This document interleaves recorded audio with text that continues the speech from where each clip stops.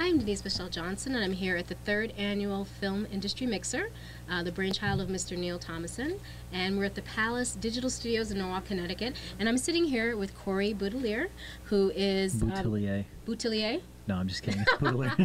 Boutilier, okay. Everybody always gets it wrong. With independentfilm.com, and he's also a producer and an entrepreneur. So please tell us, what is independentfilm.com? Independent, thank you very much for having me. It's really an honor to speak with you. Independentfilm.com started in 1996 when I was in college and no one had heard of the internet. And I was building some websites with some of my friends, and this is Netscape version 1.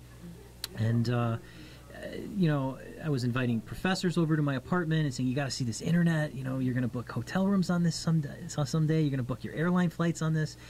And we were building sites, but the names on the top of the browser bar, the URL, was really confusing. It was like my website was cybercom.net/tilde. I don't even remember. It was so confusing. So I said, but there are these sites that have special domain names. How do they get those?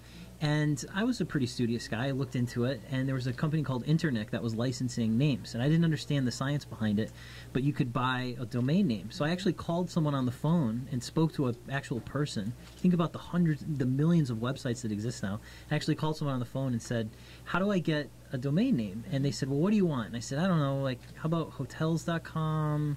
independentfilm.com or hotel. So the two that he said, you have to pick 3, and if 2 of them, you'll guaranteed to get at least one, and it takes 2 weeks. Okay. Now it takes like 30 seconds. Yeah. So in '96, I bought the domain name independentfilm.com, and I remember very vividly the guy. Visionary. I was thinking. Yeah. I said, well, which one do I get? .net, .org, .com? Like, this is way back in '96.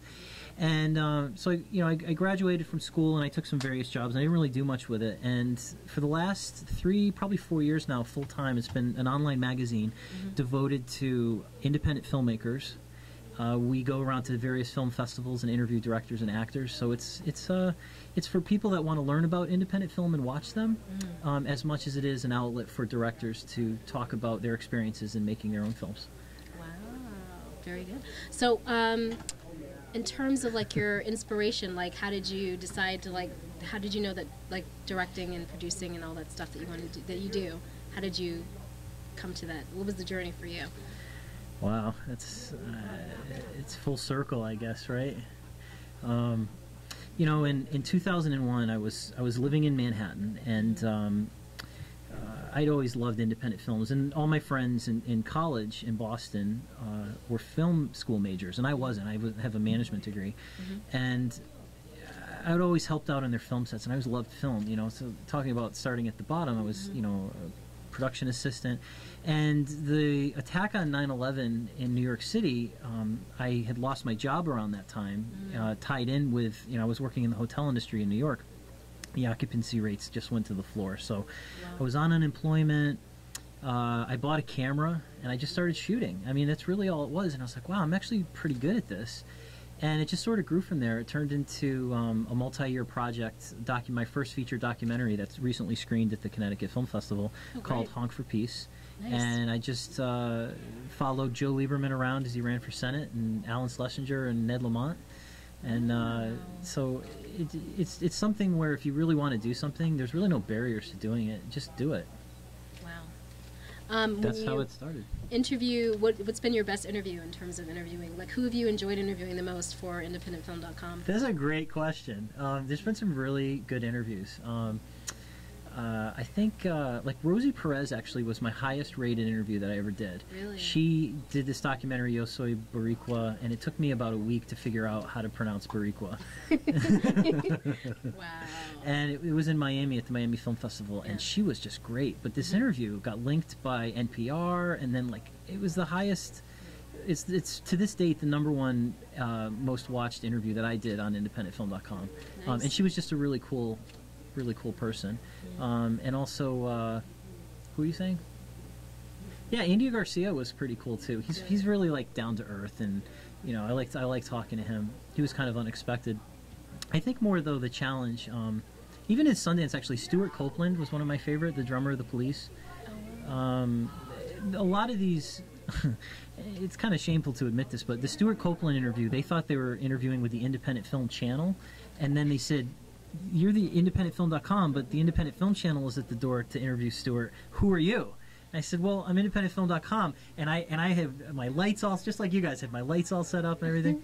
Oh my God. And so I was like, well, come on. You know, I got honestly thought that's what you were, like independent film channel. Yeah, no, So- independentfilm.com. It's just, you know, it's me and a few friends, and, you know, we're all professionals. We're all filmmakers ourselves. So when we interview people and talk about film, we know from an inside perspective because we're all shooting, you know, I get hired to do like DVD backstories.